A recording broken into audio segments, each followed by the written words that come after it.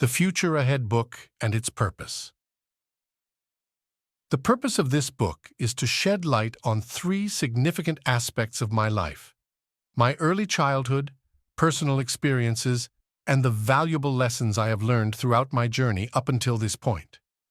It is not a collection of opinions or complaints, but rather a narrative depicting my life during the civil war in Sudan.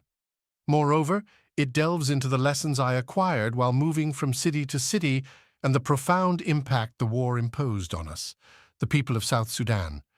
I am sharing my story, which might be unfamiliar to you, as it recounts the war against unbelievers and Christians that persists in this part of the world even today.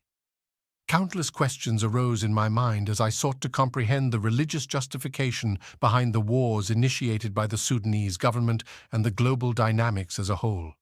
The civil war in Sudan provided me with a realistic perspective of the world we inhabit, where it becomes apparent that nobody genuinely cares. Consequently, I emphasize that the only person who can truly help you is yourself. The reason I am here today, sharing my story with you, stems from my parents' decision to send us away from our birthplace in order to secure a better future. The Second War, presumed to have resumed in 1983, became increasingly intense as the Sudanese government began launching attacks on cities and villages in South Sudan by early 1984. Eventually, the South became a war-torn zone, rendering it inhabitable for humans.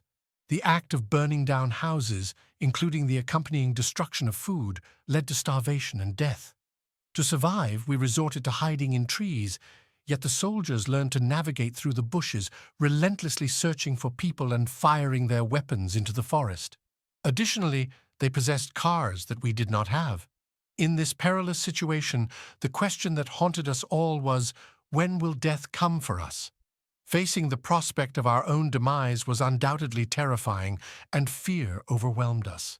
As we confronted these challenges, uncertainty regarding our survival loomed over us. I pondered the existence of God and questioned which aspects of human life he protected or showed concern for. Some might attribute these acts to the devil, but this raised another query. Why did God create evil in the first place? Countless unanswered questions arose, such as why certain animals die despite their innocence. This phase of my life was the darkest, with the likelihood of survival seeming close to impossible. Death appeared to be the natural and more feasible option, considering that the enemy's goal was to eliminate non-Muslims or unbelievers.